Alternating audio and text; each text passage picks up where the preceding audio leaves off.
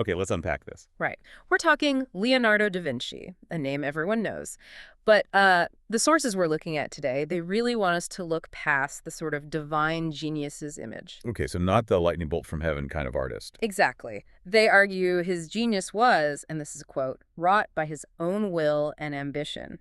Entirely self-made, you know. So driven. Mm-hmm. Like, he manufactured his own greatness through sheer effort and relentless learning. Precisely. And that method he used, the way he learned constantly, that's really what defines him according to these texts. Our deep dive is focused right there. And the best place to see that method in action is the notebooks. Oh, absolutely. They're called the greatest record of curiosity ever created for a reason. It's all in there. And you see that self-made, self-branding thing later too, right? Like that job application he sent when he was about 30 in Milan. Oh, that letter is incredible. Get this. The first 10 paragraphs, almost the whole thing, are all about his engineering skills. Seriously, what kind of skills? Military stuff, mostly. Designing bridges, cannons, armored vehicles, even public buildings. He's selling himself as this indispensable practical guy. Wow. And then art. Only in the very last paragraph, the 11th one, he just casually drops in, likewise in painting, I can do everything possible. Just, wow. The confidence. But it also shows where his priorities were, or at least how he presented them. Practicality paid the bills. It really does. Utility first, art. Well, art he could also do perfectly, apparently. And that blend, that's what the notebooks show us. Right. So if we want to understand the mind behind the Mona Lisa, we need to dig into these notes. Exactly. All 7,200 surviving pages of them, which, by the way, is kind of a miracle in itself. So many pages, and they're crammed full, right? Totally crammed. And one source points out a practical reason. Paper was expensive. He couldn't afford to waste an inch. These were like high-value data storage devices for him. And when you actually look inside, it's not exactly tidy, is it? Ha! Tidy is the last word you'd use. It's glorious chaos. You've got math calculations right next to designs for flying machines. Notes for theater props, detailed sketches of water swirling, blood valves. Drawings of grotesque heads, studies for paintings, all mixed up, side by side. It's like a map of a mind firing on all cylinders. And what about the famous mirror script? Secret code. That's the popular idea, but the sources mostly suggest something much simpler. He was left-handed, right? Yep. And writing left to right in Italian meant dragging his hand through the wet ink. Ah. So writing right to left, mirror style, it just kept the page clean. A practical fix. That makes so much sense, though. Didn't he sometimes write numbers the normal way? He did, interestingly. Maybe his math training was just too conventional to flip. It's a curious detail. Okay, but hold on. If the notebooks were that chaotic geometry next to grocery lists, basically, how did he ever retrieve information? Say, if a patron needed that design for an armored chariot now. That's a great question. It points to the real magic, maybe. The intake looks chaotic to us, but his mind must have had this incredible internal system for connecting things. The notebooks capture the input, maybe not the retrieval process itself. Okay, I can see that. And the to-do lists in there are just fascinating. They really show this omnivorous curiosity, not just project work. Totally. He was like a professional sponge for information. The lists are full of practical stuff like The master of arithmetic to show you how to square a triangle, or find a hydraulics expert about fixing a lock. standard engineer problems, but then right next door you find things like Why is the fish in the water swifter than the bird in the air? Just wondering about physics. pure observation. And my absolute favorite, the one that shows pure, unadulterated wonder with no obvious purpose. Describe the tongue of the woodpecker. The woodpecker's tongue. Why on earth? Who knows? It wasn't for a painting, wasn't for an invention. He just had to understand it. That relentless curiosity, that's the core trait. Just gotta know. Okay, so that curiosity fuels everything. It really does. His whole approach was about connecting disciplines. Art was science to him, and science had an artistic beauty. And that's where his big argument about painting comes in the Paragon. Exactly. He fiercely argued painting was the superior art form, above sculpture or poetry. Why? Because it wasn't just craft. Right. He said it was fundamentally a science. You need to understand perspective, optics, light, which are all based on mathematics. So painting was intellectual. And he took perspective beyond just the basics, the geometry of things get smaller far away. Yeah, he expanded it. He observed and incorporated what we now call color perspective and acuity perspective. Acuity perspective, what's that? It's his insight that objects don't just get smaller in the distance, they also get less distinct, fuzzier, their edges soften. Think atmospheric haze. And that observation becomes the basis for sfumato, the smoky look. Precisely. It's grounded in how we actually see, how light and atmosphere work. It's science-informing art technique. And we can literally see him applying new science to old art. The sources mention the St. Jerome painting. Oh, yeah, that's a fantastic example. He started it, left it, then came back to it maybe 20 years later. 20 years. Why? Because in the meantime, he'd done more anatomical dissections. He learned more, especially about neck muscles. No way. Yes. And he went back and updated the painting, added more sophisticated modeling to St. Jerome's neck based on his new findings. That's incredible. Yeah. So his art wasn't static. It was like a scientific paper, always open to revision with new data. You could definitely see it that way. He also aimed to paint, quote, the intention of his mind, the inner thoughts, the emotions. Which meant studying gestures, expressions. Right. He watched Italians who are famously expressive, but also, really interestingly, he studied the deaf brother of one of his collaborators, Cristoforo de Predis. Why the deaf brother? Because he saw that as maybe the purest form of translating thought into physical expression, unmediated by words. How does deep thought manifest physically? Wow. He just drew insights from everywhere. And this blend of art and science, it's super clear in those wild engineering designs, too. Oh, yeah. Some were serious studies, like the giant 80-foot crossbow or the armored tanks. Feasible, if ambitious. And others were more fantastical, like the aerial screw, the helicopter. That one, yeah. The sources suggest it was probably more likely intended as a stunning theatrical device, a special effect for a show, rather than a real flying machine. Still genius design work, though. But his passion for engineering, especially military engineering, led him to work for Cesare Borgia, right? Who was known for being, well, brutal. Yeah, that was a dark turn. Borgia hired him specifically as a military engineer.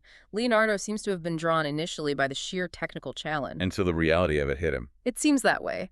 The sources talk about the horrifying public execution of Borgia's lieutenant, Romero de Lorca, literally sliced in two in a town square. After witnessing things like that, Leonardo's notebooks apparently filled up with sketches of innocuous things, like casting church bells. He left Borgia's service not long after. The human cost probably became unbearable. It's a sobering experience. Okay, shifting focus a bit to his life. You mentioned his birth earlier. Being illegitimate was actually an advantage. Kind of a strange stroke of luck, wasn't it? But yeah. Because he wasn't the legitimate firstborn son, he wasn't obligated to follow the family profession. Which was? Notary, a respectable but probably not very exciting path for him. Being illegitimate meant he was free to choose, free to become, as one source puts it, a disciple of experience and experiment. And that freedom led him to Andrea del Verrocchio's workshop. Right, around 1466. And Verrocchio's studio was the perfect melting pot. They did everything: painting, sculpture, goldsmithing, even engineering for festivals. So a very hands-on practical environment. Totally. And Verrocchio emphasized geometry, proportion. He designed a tomb slab with that famous Vitruvian Man-type pattern, a circle inside a square, reinforcing the idea that beauty and harmony come from mathematical ratios. Leonardo absorbed all of it. And he always seemed to connect with people who could teach him things, like the mathematician Luca Pacioli. Yeah, they became good friends in Milan, even shared lodgings for a while. Pacioli was a formal mathematician, and he sort of tutored Leonardo, teaching him Euclid's geometry properly, filling in the gaps from Leonardo's lack of formal schooling. So he was always seeking out knowledge. Then there was his companion, Salai, the little devil. Ah, Salai, Gian Giacomo Caprotti. Yes, his longest-serving companion from the time Salai was just 10, and apparently a total handful. Leonardo actually wrote down the bad things Salai did in the notebooks. He did. It's quite funny. Lists of things like stealing a silver stylus or taking money meant for materials and buying, like, fancy candy instead. A petty thief. But Leonardo kept him around, even seemed to indulge him. Absolutely. The notebooks also record Leonardo buying Salai ridiculously expensive clothes, rose-colored tunics, pink cloaks, 24 pairs of shoes. It paints this picture of tolerance, maybe even deep affection, despite the constant trouble. Gives you a very human glimpse. And this period in Florence also put him right up against Michelangelo. Big rivalry. Oh, yeah. And they could not have been more different. Leonardo. Older, handsome, charming, loved fine clothes, sociable, gay, and comfortable with it. And Michelangelo. 23 years younger, intense, kind of scruffy, solitaire, brooding, focused almost entirely on the heroic male nude. And apparently Michelangelo really disliked Leonardo, taunted him. He did quite publicly, especially about the failure of the Sforza horse monument, that giant bronze statue Leonardo couldn't get cast. Michelangelo called him a failure for it. Ouch. But beyond the personal animosity, their artistic approaches were fundamentally different, weren't they? Completely. It basically defined two paths for Florentine art. Leonardo championed sfumato soft edges, modeling with light and shadow, creating atmosphere. Well, Michelangelo is all about Disegno, sharp, clear lines, precise outlines. He drew and painted almost like a sculptor, emphasizing form defined by line, not by smoky blending. two giants, two totally different ways of... Okay, so thinking about how Leonardo saw the world, he used analogies a lot, right? Yeah. Because he didn't have modern math tools. Exactly. Without things like algebra to create abstract models, he relied on finding patterns, comparisons. His grandest was the microcosm-macrocosm analogy. Man as a small version of the earth. Right. Rivers are veins, rocks are bones, tides are the earth breathing, water circulation is like blood circulation. It's a poetic way to connect things. But he didn't just stick with the pretty analogy if the facts didn't fit. And that's the crucial part that marks him as a real observer, a scientist. His analogy suggested Earth's water worked like blood circulation. But it doesn't. Nope. And his actual observations and experiments, even building a glass model of the heart's aortic valve to study blood flow, showed him that. He saw blood circulates in a closed system. Whereas water on Earth Works through evaporation, rain, rivers flowing constantly to the sea, in an open system. So, faced with evidence, he revised his belief. He let experience overrule the elegant but flawed analogy. that commitment to observation, to flow, it seems core to everything. He even wrote about rivers. That beautiful line. In rivers, the water that you touch is the last of what has passed, and the first of that which comes. Captures that sense of constant flux, that no moment is truly fixed. And this philosophy feeds back into the art again, into sfumato. Absolutely. His understanding that reality isn't made of sharp, hard edges because of how light works, how our eyes perceive. The atmosphere is physically represented in the soft, veiled, blurry outlines of sfumato. Which brings us back to the Mona Lisa's smile. It's famously elusive. Is that just the technique, the sfumato, or is he saying something deeper? The sources suggest it's really both. Visually, the sfumato around the mouth and eyes makes the expression ambiguous, hard to pin down, just like visual reality is often veiled. Okay. But it also reflects a deeper, maybe philosophical understanding, that we can never truly know another person's inner state, their real emotions, just from their outward appearance. There's always a kind of sfumato quality to understanding others, a veil of interpretation. That's quite profound. So, looking back at everything, the big message seems to be that his genius wasn't some unattainable magic, it was the method. Exactly. And the best part is that method is, well, potentially replicable, or at least we can learn from its core components. So what are those components for us, for the listener? Three main things, I think. 1, be relentlessly curious. Ask why. Why is the sky blue? Why does a woodpecker's tongue work like that? Don't accept the surface. Okay, 2. Practice intense observation. Really look at things. How does water actually swirl? How does light change on a surface throughout the day?